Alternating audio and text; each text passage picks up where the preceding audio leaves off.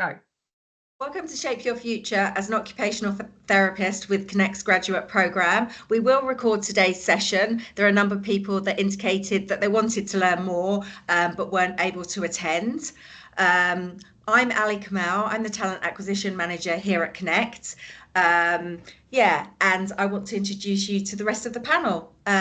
So if we kick off with maybe Caitlin, could you introduce yourself today? Hi, I'm Caitlin. I'm a new grad. I graduated in 2022 at the University of the Sunshine Coast. So I did have a gap year last year. And I wanted to pretty much have a look into the workplace rehab field. I knew it was very diverse and I wanted to learn a lot of transferable skills, and I understood that KINNECT's values and their professional standards were quite high throughout the interview process. So that's why I decided to go with KINNECT for my first year. So where are you based, Caitlin? I'm based in our Gold Coast office. Right, okay. So over to April. We're both based in the Nunda office, but if you could introduce yourself, April. Hi, I'm April. I'm an occupational therapist. Then I trained in England. I've been an OT for about 5 years, but moved over to Australia at the end of January. So I've been with KINNECT for about 9 months now. Yeah, perfect. Matt, are you there? Yes, I am. Thanks, Ali. Hello, everybody. So my name's Matt Wade. I am also an OT by background. I studied at UQ and finished that back in the early 2000s and have worked in workplace rehab ever since. So I'm our state manager for Queensland, overseeing our offices throughout the state. In terms of my background, I studied OT thinking workplace rehab was all that OTs did, and obviously learnt about all of the other elements throughout the degree, but this is my passion and what I love. So I moved into a graduate OT role in 2006 and have stayed in the industry ever since, and will continue to stay so until I'm lucky enough to be able to retire and spend my time on the beach or playing golf. You've got a few years left. If you could just try and zoom out a bit so we can see both of you, that would be great. Sure. Cool. And Matt is obviously the Queensland State Manager, and he is based really in all of the offices, but nearer the Gold Coast. And that is why I invited Damien, our newest State Manager, because he's from WA. So I wanted to get sort of a bit more of a national perspective and also an AEP. And we are a multidisciplinary team. So I just wanted to get a bit of a broader view. So if you could give a bit of an intro, Damo. Yeah, thanks, Ali. Hi, everyone. I'm Damien. I'm sitting over here in my vacant virtual office in Western Australia. There are actually people here. This is just a fake background in case you didn't know. I am an accredited exercise physiologist, so sorry for gate crashing your OT party. But I've worked in this workers' compensation, workplace rehab space for 22 odd years now. I graduated from the University of Western Australia as an exercise physiologist multiple decades ago, but have had the benefit of working in this really rewarding and supportive space, which is workplace rehab / workers' compensation. Initially, I worked as a clinician, helping people to become fit for work, managed a national health organisation that delivered allied health treatment services, and have really come to love the workplace rehab system. So here I am, and I'll be here for a lot longer as well, like Matt, until I can retire and surf at the beach as well. I joined KINNECT. No one's retiring. Not anytime soon, can't afford it. I joined KINNECT about 6 months and 3 weeks ago, so I haven't been here for that long. Do trust that I have had some experience, hence the lack of hair on my head. And I joined because I really got a great sense of the wonderful people that work for KINNECT, and I'm loving being here since, because that's been affirmed for me. Yeah, cool. And I didn't give you a proper intro into me. I'm basically I've always had a career in recruitment. I love the space. It's always evolving with kind of new sort of tools for search work and AI and that kind of thing. And one of my passions is the early learning space. I like helping people coming through. I look back to when I was a European business graduate and all the decisions I had to make and the information that might have helped me. And I try and think about how I can support and help people to navigate that path. And for me, I love working at KINNECT because it's a people business and I'm all about people. So yeah, so that's our panel for today. What we wanted to do was kick off and show you our brand new graduate recruitment video. This was shot a couple of months ago, really, in our Wollongabba office, which is our newly refitted office. So it's really cool, really beautiful, and it was during one of our team managers' quarterly meetings. So I think you get a really good vibe for who KINNECT are. A lot of the key players are all there. So we'll just play that for now, and then we'll move on to the further agenda.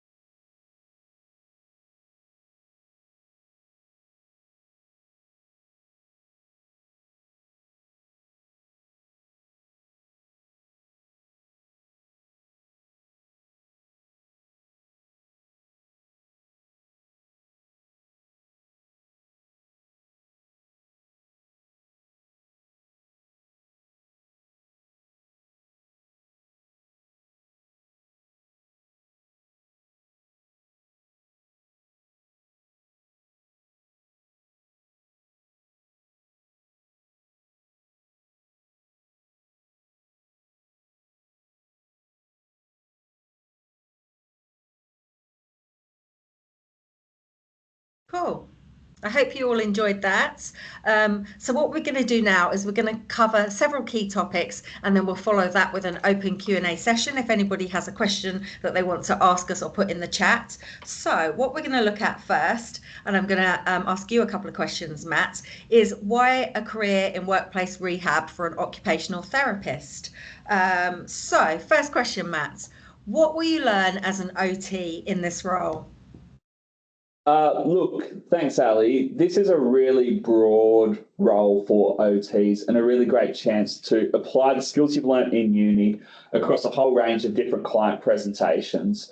I think workplace rehab is really synonymous with occupational therapy. So workplace occupation, rehab therapy, this is OT at its core.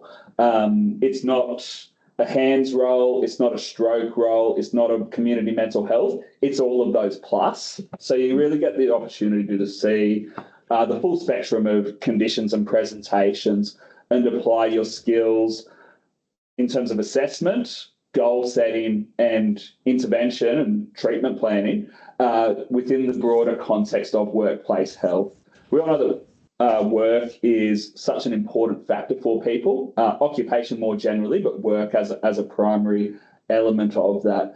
And our role to help people recognise the health benefits of good work by supporting their recovery journey after injury is something I personally find really rewarding, and I find that most of our OTs who come into this industry feel the same. Cool. Okay. So what skills and knowledge will they develop over time in this role? Look, if you start out broad, this role is really about assessment, goal setting, and intervention and case management, as I mentioned. So you'll apply that in a number of different contexts. So one of the most common things an OT will do in a workplace rehab setting is deliver an initial needs assessment or a worksite assessment for someone who has an injury, quite commonly a workers' compensation injury. And we're all about helping get that person back to their role. So often conduct an assessment with the worker, the injured person who is referred to us, but also working with their employer and their treating parties to map out some really clear and collaborative goals and case manage that process through to an outcome. Some of the other sort of broad OT areas that OTs specialise in workplace rehab, we do a lot of home assessments. So that can be helping with discharge planning after people have had surgeries or hospital instays, assessing them in their home environment to put assistive aids or supports in place. As well as some other standardised OT assessments, things like modified Bartel index, which some of you may have had exposure to in your uni, and then going down other sort of more core OT services, things like driving assessments if you choose to go and further expand in those. Functional capacity evaluations, ergonomic assessments, really broad range of service delivery you can do as an OT across that spectrum. Cool. Okay. And how long do you think it takes to become highly competent in this workplace rehab consultant role? When I find out, I'll let you know. So 18 years on, I am still learning every day. But no, look, honestly, I would say we run a 12-month graduate program, and really the first 12 months is a really steep learning curve and a lot to pick up in that time. That said, an organisation like ours, there's a lot of support available. You've got colleagues to learn from, whether that be at a sort of peer-to-peer level. We'll have a number of OT graduates starting next year who will learn from each other, being at similar stages of their learning, but also senior OT colleagues, team managers, lead consultants with subject matter expertise in various services. So I'd say the first 12 months is a fairly steep and intense learning curve, but the beauty of this role is you never stop learning. That continues as you go on, no matter how long you stay in the industry. Yeah, that's great. It's great to be able to be in a job where, every day you're going to be learning something. So so from your point of view, Matt, why do you think it's a rewarding career? I love helping people. That's, why all of us go into health, really. And this is an area where you really get to achieve that. So I mentioned earlier, part of my sort of personal belief or core values is that work is good for your overall well-being. And there's a lot of research that supports that. Our role is helping people get back to work after injury or illness, and being able to see them get that sense of pride, sense of achievement, purpose back in their life, returning to work after typically a period of time off due to injury is something I find really rewarding. It's the good news stories that keep you coming back more so than the personal accolades you achieve along the way. So that's something I love about this role. Cool, lovely. And also, what about career opportunities? Look, it's definitely an area where there are plenty of career opportunities, and KINNECT are a good example of that. So I could probably reflect on my personal journey. I started as a graduate OT in this industry with another company. I moved to KINNECT along the way. But I've worked from being a OT at graduate level through to a senior consultant still in service delivery, through to a team manager, leading a small team, and then ultimately up to a state manager role. So I took that operational management pathway, and it's expanded other opportunities as well. So I'm currently on the Queensland Executive Council for ARPA, the Australian Rehab Providers Association, which is industry body, which I do alongside my role here at KINNECT. Some people go down other progression pathways, which might be rather than an operational management where you become a people leader, to become like an account manager or a relationship manager. So managing a portfolio of customers who we deliver services to. For other people, it might be more of a subject matter expert progression. So I mentioned driving assessments earlier. Some of our OTs may go on and do further study and gain further accreditation to deliver quite specific nuanced services. So it's really broad, but I find for OTs who come in and embrace this industry and apply themselves, the opportunities are definitely there. Cool. So I'm going to chat to April now, because coming from the UK, you came from sort of a hospital setting. So this was kind of a totally new thing for you, and you've been here for 9 months now. So just want to kind of get your feel of what it's like, in the role. Now, I think Matt talked about the types of assessments that you generally perform. I just wanted to kind of know if there are any particular assessments that you enjoy and you do regularly. Yeah, so I worked in the hospital when I was in England, and also the community mental health team. So it was very different to the types of assessment I'm doing now.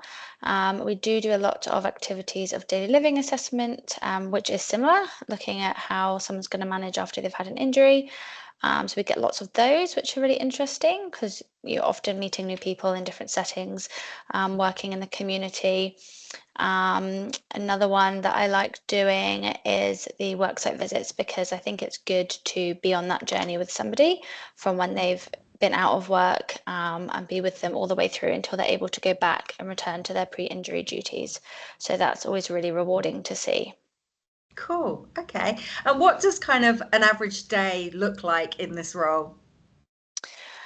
It can look quite different. So we can work from the office, or we can work from home, or be out doing visits in the community.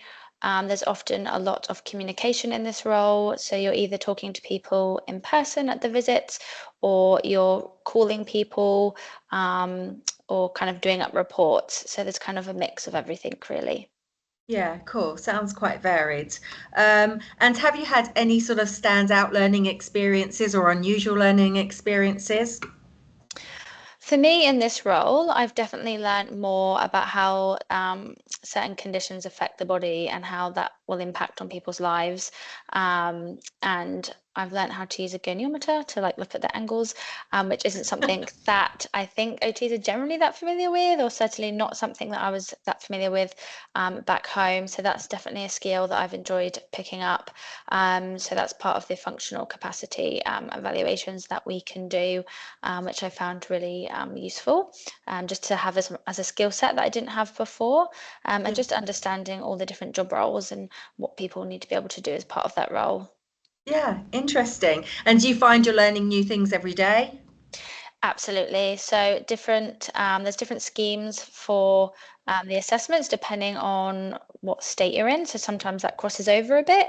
And so sometimes we'll pick up new things, and there's things that we'll have to do there that we're not doing typically all the time. So I'm always learning those. Of course, the conditions always change. So you're learning lots about the conditions that people get and how that affects them. But you pick it up quite quickly and become quite familiar with them the more that you see them. Cool. Okay. And how have you felt? How has KINNECT supported you in your journey? So I've definitely had frequent supervision, which has been really helpful and really good. But also without supervision, I'm always able to just call my manager and ask any questions that I have, which again has been really helpful. And I'm always asked in supervision if there's any kind of learning opportunities that I want to do to progress, or any courses that I think would be quite helpful. So they definitely encourage that growth, which is really good. Yeah, I love your team. I love the way how you're always hanging out together. You have lunch together. You're having little Yeah. learning lunches. And we do like don't know what you call them, like away days or something, where we'll all go to an event as well. So I think there was one recently where we all went and played bowls, which was good. There was another one where we just generally went out for dinner and a few drinks. So we're quite like a close team. Yeah, cool, cool. Right. And do you feel fulfilled in this role? Is it kind of ticking all your boxes? Yes, because there's so much variety, which I really like. So you're not always doing the same thing. And if you prefer a certain assessment over another assessment, it's not long before you end up doing that assessment again. And as I said, it's just really rewarding because you're at the beginning and the end of someone's journey, and you get to see the good outcomes, which is nice. Is there any kind of anybody that you've helped, any situation where you found it particularly rewarding getting them back to work? Probably the one that stands out the most is somebody who did have quite a nasty car accident, but we put in like a private physio, private hand therapist, private psychologist. I had to support with their dentist, so they had like a new set of teeth, which was the main focus for them, and just getting them set up at home so that they can just get back to kind of looking after themselves properly at home. That was really, really rewarding to see. Yeah, that sounds like a mammoth journey for somebody. So It was, yeah, and he was somebody that I had worked with for quite a long period of time due to the injuries they sustained. So it was really rewarding at the end to see them get back on their feet and get back in the workplace. oh wow, that's absolutely amazing. So I'm just going to talk a little bit about why Connect. So I'm going to move to Matt because he's our longest standing member at the company in this panel. So Matt, who would you say we are as connectors and what's most important to us? Yeah, look, I would say at Connect, we really pride ourselves on helping people and sticking true to our core values. So our core values are that we are happy, highly skilled people creating sustainable value for our customer. Our why is to help people, and that really resonates right from our founder and CEO through to everyone in the business, whether that's in service delivery or support services roles. A little bit about Connect's journey. We started out in mid 1990s, so 1996, literally two exercise physiologists doing gym programs for people on workers' comp. We now have over 200 people across 15 main offices in Australia and continuing to grow. That's been a really natural growth story. So that growth has happened literally one person at a time, one new location at a time, compared to, I guess, a lot of other companies our size who are a bit different in that they've bought out other businesses that already existed to get that scale. So part of our natural growth story, doing it that way, has meant we've been able to maintain a really intimate feel within the business. Yeah. Our founder, as I mentioned, is a health professional himself. He's based on the Gold Coast, same as myself. His office is literally about 3 meters sort of from my left shoulder, and he knows everyone in the business. And I don't think you often get that in an organisation that has grown to our scale. So we have that real nice balance between large enough scale that there's a lot of opportunities and security for our staff, but also an organic growth story that's enabled us to maintain a closeness and intimacy within the business that we support each other. There's a few sort of notes on the slide that you can see. Probably one I would call out is our awesome team culture. So culture is something we really pride ourselves on here at Connect. And April touched on a few elements of that a moment ago in terms of the social elements of culture, things that the Nanda team she is part of do together. So we definitely do a lot to promote culture from a social and collegial perspective. But culture is also about being challenged and then supported and rewarded in your role. And I think we really manage that balance well from both sides. There's the social part of culture we do really well, and we enjoy being here and having a laugh together. But a lot of culture also comes from being appreciated and knowing you're doing a good job and getting that recognition. And that's something we also focus on. Definitely, cool. And Caitlin, from your perspective, what do you find the culture like at Connect? It's probably one of my favourite aspects within the company. As Matt's mentioned, it's one of our sort of core values is being happy and highly skilled people, and definitely ensuring that recognition is given in our hard work. But like Matt said, there is also that social side of things, and April's also mentioned there's always events happening. No birthday ever goes missed. There's always outside of work. Our fridge is full of cake. Yes, always cake on birthdays. There's always outside events that are optional as well as monthly themes. So there's always, a health focused goal throughout the month where we can all have common things to chat about if you don't have something in common with someone. So it's definitely one of my favourite parts of the company for sure. Cool, thanks, Caitlin. And Damo, as our newest, keep calling you Damien, as our newest state manager, how is KINNECT growing as a company? Yeah, thanks, Ali. I'm happy with Damo, but I appreciate the formality as well. Look, at KINNECT, we understand that first and foremost, we can't grow without wonderful people. We're a company delivering health services that requires amazing people doing amazing things. So first and foremost, we need to make sure that we are engaging our existing team members and allowing them to flourish in their roles, but also doing things really well to attract new people to our team as well. Hence something like today's conversation, just to provide a bit of insight as to what it's like being in the four walls of KINNECT. So it starts with our people, and if we have wonderful people, then we deliver wonderful health services. So it's really important. Our quality of our health services is of the utmost. People may try KINNECT, and unless they experience a really great service, they're not going to come back and use us again. So we want to make sure that quality remains. And for that, what we try and work on is helping people return to work in a timely and sustainable manner, because, as Matt mentioned before, there's so many wonderful health benefits of good work. So we really see true value in that. But also we like to make the complex simple for people that we work with as well. The return to work process, the injury management process is quite complex and can be a real headache for lots of people out there. So we really see a role to play to really make that process a little bit more simple for people and make their lives a bit easier. We do have some growth goals as well. This financial year, we're looking to help 80,000 people, which is massive. It's a lot of Australians that we plan on positively influencing in some way, shape, or form, and that's really inspirational for me as an individual, but I know for people within our team as well. And from a, infrastructure standpoint, we're looking at having another 20% more clinics in the next financial year as well. So always important to have goals to work towards. And along with that growth comes amazing opportunity for people that work for KINNECT as well. Again, Matt was talking about some of the progression opportunities that are there for health professionals and consultants within KINNECT. And they're varied and diverse, I think, based on my experience, having worked in this industry for 22, 23 years now, but working for other businesses as well. It's not a given as a health professional that you get to join a team where there are such diverse opportunities. There are in KINNECT, and there will be more so as we continue to grow.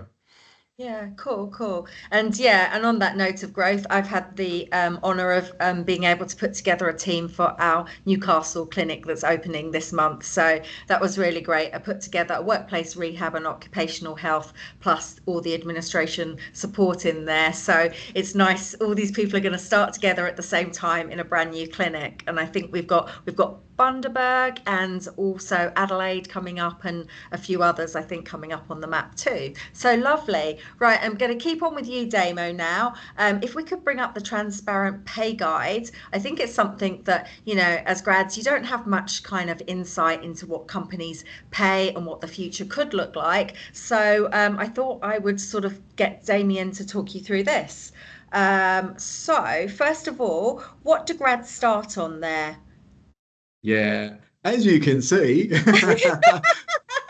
I think sorry for the death by numbers, but what I really love about this is that transparency. I think it's really nice that each and every connector working in our team understands where they sit with the capability and skill set and qualities that they bring to the organisation, but also potentially where they can go as well. But to answer your question, Ali, our graduate role attracts us an annual salary of just under $74,000 per year.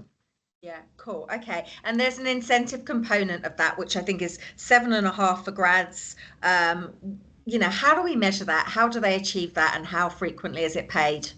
Yeah, really good question. So yeah, up to $7,500 a year a graduate can earn in addition to their annual salary. There's three components to how that's measured. One is around quality. So as I said before, quality is really important to us. We can't continue to grow unless we deliver quality services.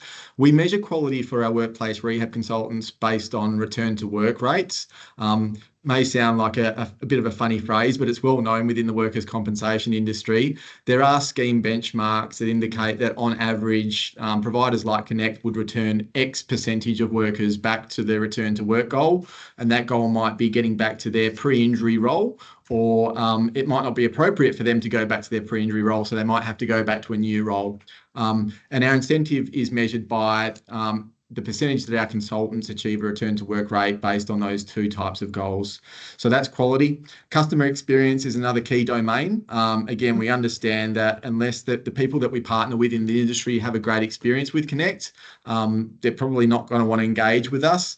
So that's really important too. And we measure that through the Net Promoter Score, which many people are familiar with. And the final domain within our incentive framework is what we call client centricity, which is the type of work that we do which directly interfaces with our clients and positively influences their health outcome, their rehab outcome. So there's those three key domains that we measure performance by. Incentives are considered, calculated, and potentially paid every month within KINNECT. Yeah, cool. So it kind of sounds like if you're doing your best, you're keeping your quality up, and it's all going to sort of flow for you. Now, in terms of a senior competent sort of workplace rehab consultant, what do we kind of pay those? Yeah, good question. Again, it varies. You can see lots of numbers on the screen there. Yeah.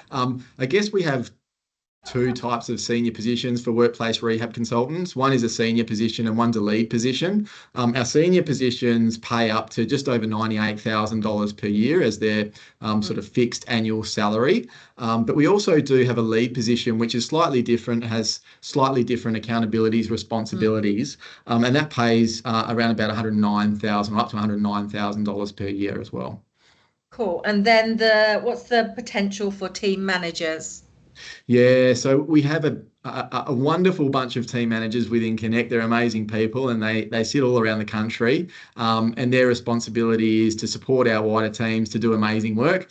But yeah, it's a really cool career pathway, and can be quite rewarding as well. So with our transparent pay scale at the moment, the team manager salary, fixed salary, sits as high as just under $129,000 a year. Cool. And I can see that the incentive goes up there to 10,000 for team managers. So that's quite nice for somebody coming on through to kind of see that they can, go through various different pay scales and achieve. So in terms of salary, if I was to start at one salary, when would I go up? Do I have to wait a full 12 months for another review, or, how does it work, Damo? No, you don't. And I think that's really cool within KINNECT as well. I know of many organisations through friends and industry conversations that actually don't review remuneration and performance at all, which I just think is very, very ordinary. Yeah. No, within KINNECT, you don't even have to wait for the stock standard annual review as well. We do review people at the very least every 12 months, but we do allow for team members to request a review of their performance in line with what we call our scorecards, which is a sort of document and framework around the key accountabilities and performance indicators of the role. We do allow requests for a scorecard review, a review of salary, as frequently as every 3 months. And particularly within the first few months as well, we don't necessarily review salary, but we also make sure that we sit down with each team member. Sorry, my lights are going out here. That's awkward. I'll see if I can move and make them go on. And we make sure that we review their performance in line with their scorecard, just to provide feedback to make sure that we're really supporting them to excel in their role. Yeah. And also with that transparent pay guide, it is itself reviewed every year, because I think last year the graduates were paid 70. This year it's gone up to 70 or nearly 74. So then next year it will go up again. And I think it turns over in August time. Is that correct? Is it? No, it might be Yeah, look, every year we review it, we understand, and again, this is not par for course, but we understand that the world gets more and more expensive every year. Everyone knows about inflation at the moment, so it's really important that we reconsider what we're paying our team members to make sure that financial remuneration is appropriate. So there's lots of factors that are considered, but it is considered annually. There's movements like the minimum wage goes up or gets reviewed every year. The awards that sit within the Fair Work system, they get reviewed every year as well. So we look at all that stuff as well as market salaries and market pay rates and review our pay rates every year. Cool. Thanks for that summary there. Now I'm going to go back to Matt. If you could kind of give us an overview of the structure of our 12-month graduate program, looking at like the supervision, mentorship, professional development, etc. I think that would be really useful. Yeah, no worries. So look, we typically run a 12-month graduate program based on the calendar year. And the reason we base it on calendar year is most uni degrees around the country wrap up final year, sort of November, December. People often have a bit of a break. They have to apply for their registration and then are typically ready to kick off in a graduate role sometime in sort of mid to late January. So what we tend to find is whilst we, sort of negotiate employment start times with individuals based on their needs, most of our grads start in that sort of window, mid to late Jan. And then from sort of start of February onwards, we commence a series of learning and development opportunities to support that graduate cohort. So our grad program will typically include all of the new grads we've hired, so it's a multidisciplinary program, as well as often some people who may be new to industry without necessarily being new grad. So it might be an OT who has done a year in a PEDS role and that hasn't been for them, and then they've come over to workplace rehab for the first time. So we include people in that sort of scenario to also sort of benefit their learning. What the grad program provides you is the opportunity to connect with a cohort through a series of opportunities. A lot of that is monthly PD sessions, which are run via Microsoft Teams like this, but also with some face-to-face opportunities. So you're building a network of people who are at the same stage of their learning as yourself, and that will supplement the local support and mentoring you get from your team manager. So all grads, all employees here will have a local team manager who supports them, but they also, if they're in the grad program, have the benefit of that broader cohort and broader support network. If you are a graduate OT and you're reporting to a team manager who is an EP, for instance, keeping in mind we have multidisciplinary teams, we'll always buddy you up with a discipline mentor. So, for instance, if you start as an OT in our Sunshine Coast office where the team manager is an EP, we'd link you in with another local OT either in the Sunny Coast or in perhaps a neighbouring office, perhaps Brisbane, for example. So you've got someone to support your learning in that way. A lot of our training and support revolves around shadowing work being delivered and doing work under supervision, and we'll tee you up with that support to help you learn on the job as you're going. You bring some great skills from the uni degree you've done, but we don't expect you to know everything at the end of 4 years of study. So there's definitely a steep and continued learning journey as you come on board. Cool, thank you. Now I wanted to ask Caitlin some questions because she's been through the program. So in your experience, Caitlin, I think we'll kick off. I'll ask you first of all, actually, how did you feel when you arrived? Look, I was a little bit nervous because obviously it's so different to work than study, and having 12 months not be in the industry when having that time off, as well as having not the greatest experience in placements. I was really, really nervous coming into clinic for your first clinical role. But KINNECT did a great job. Everyone was so welcoming upon arrival, and yeah, really just took me in with open arms within the clinic. But yeah. Cool, lovely. And can you sort of give me some idea of how they helped settle you in, what it was like to start with? Yeah, so the initial sort of start off, we ended up sitting down going through kind of what my previous experience was, what my interests were, what my career kind of goals were, so that we got a really good understanding. And then we sort of went into the learning side of things. So I did a lot of theory within sort of the first week to really understand what workplace rehabilitation looked like as an occupational therapist, and then slowly transferring those skills into shadowing, as Matt mentioned. Kind of applying that theory was mixed in with that shadowing, so made it really interactive, to ensure that we weren't just continuing our sort of university studies within the first couple of weeks, but it was really important to make myself feel comfortable with getting that little bit of knowledge within the first couple of weeks, so that I felt prepared to take on those initial tasks. Cool. So is there quite a lot of shadowing in the first part? Yeah, so there's quite a bit of shadowing in the first part, just so that you're able to find your feet within any new role. I relocated, so whilst finding your feet with relocation outside of work, but also within work, obviously never have practicing before, only studying, really gave me the opportunity to find my feet and really learn skills from observing other people, and then slowly transitioning into performing into opposite, so supervision, where I would perform the assessments, but I'd still have that supervision there to make sure that I was all on the right track and collecting all the information that I needed, and ensuring that everything sort of went to plan and went well. Cool. Yeah, I did a bit of shadowing too when I joined, just so I could get a feel for what the business was about. And it was so intriguing. I had so many questions in the car and just so many different things, that you're looking at people's body language and all sorts. So yeah, cool. Okay. Now, is it a hands-on program, would you say?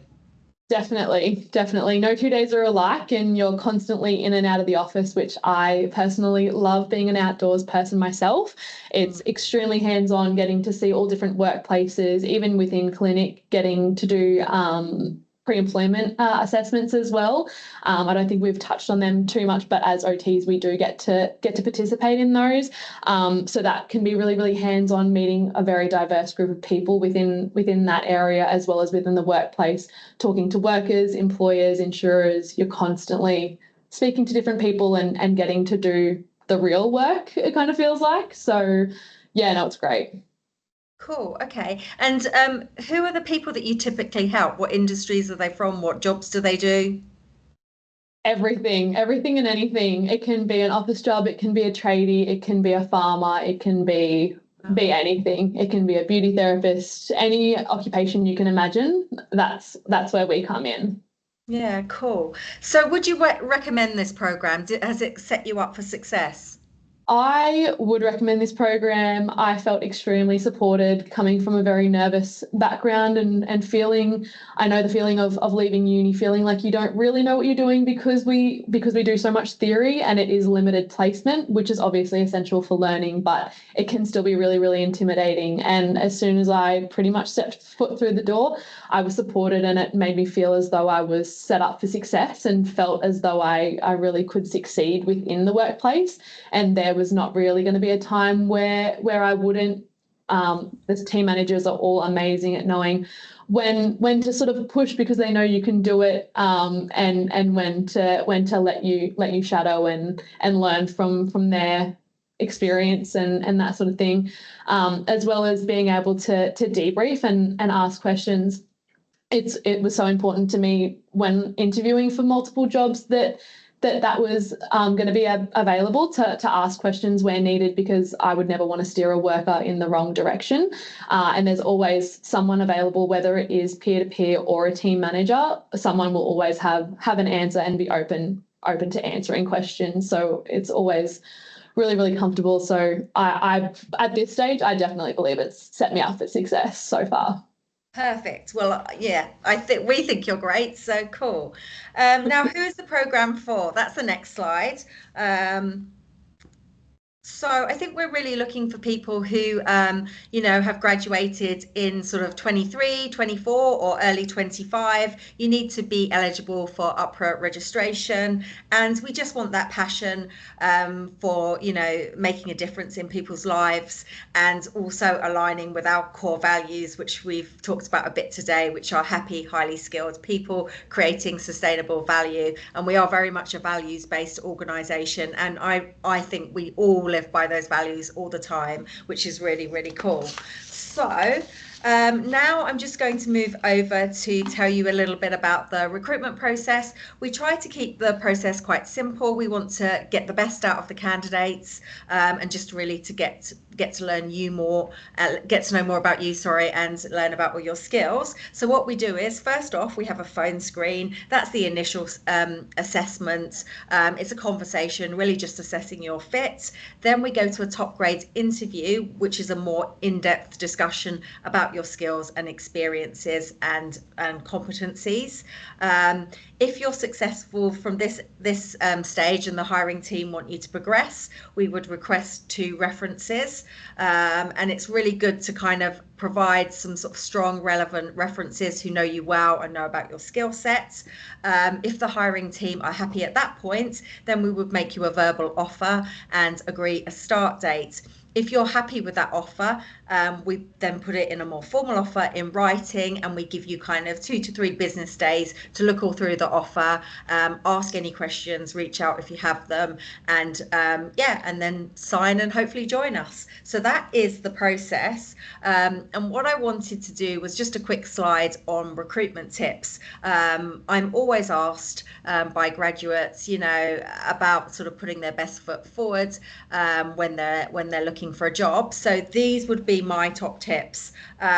Make sure you research the company, familiarize yourself with their mission, values, any recent developments going on, and come with this to your phone screen to show interest and readiness. I think that's super important, and that's also giving you a chance to assess the culture and value alignment with yourself and if it's the right opportunity for you. I personally feel, now my hot tip is, if I go for an interview, I prepare, but I don't over prepare. So I think about my resume, I think about all the things I've done that might be relevant. I look at the job advert or the position description and see what they're actually asking for. And normally in the About You section, it'll tell you exactly what they're looking for. And normally the questions are centered around that area. So for example, if it mentions teamwork, you need to think about a time where you've worked in a team and you've made a great contribution, and think of an example, because examples really bring your experience to life. So that would be my tip, just to kind of think about everything you've done. Don't even dismiss smaller jobs you might have had to make money while you were studying. They can teach you lots of things about working in a team, resilience, etc. So you can use those jobs for examples too as well. My other tip would be, in the phone screen, just make sure you provide quite a lot of information. You really need to sort of stand out from the crowd. And sometimes I come away and I think, I quite like that person, but I don't really have enough information to sell them to the hiring team. So, don't be shy. It is an interview, so sell yourself. Other tip I would give is, sometimes in interviews you might get a question, you don't understand it. So just say, sorry, can you repeat that? Or you might just go, blank. It happens to everybody. So just say, oh, can we park that question and come back to it? So just try and stay calm, composed, and just keep going. We're looking to get the best out of you. We're not looking for perfection. Now, this is a really, really good tip. I think I personally get just as much out of how somebody conducts themselves throughout the whole process as opposed to just the interview and the phone screen, because in that it tells me, how do you communicate? Are your emails well written? Are they spell checked? If I request references, do you come back in a timely fashion? If I ask you to look at ARPRA and check that your registration, you'll be able to get a registration. All of those things show me how you will be, when you get here, what I can expect from you and what type of person you are. So it's kind of like, you've got to keep your light shining all through the process and do your best. So those would be my top tips. I think what we're going to do now is we're going to just show you a slide. Maybe have we got another slide, or I think maybe we haven't. I think we finished. Yes, we do have a slide. Sorry. So just some useful information here. There's a link to APRA if you need to check out whether you can get registered or sort that out. There was also there a link to our KINNECT LinkedIn page. So it'd be a good idea to just go there and follow us, and then you'll see all our stories coming through and you'll get to know the organisation really well. You can go to our website as well and read all about our graduate programme and other stories and team members, etc. And I'd love it, and I'm sure the other panel members would, if you reach out on LinkedIn with a connection request so that we can kind of get connected, because sometimes it may not be now, but it could be in a couple of years' time you would look to come back to workplace rehab as well. So you never know. So we would love to stay connected with you all. So I don't know if anybody has any questions. We'd love to hear from you. Happy to put them in the chat if you would like. Let's just see. I'm opening up now.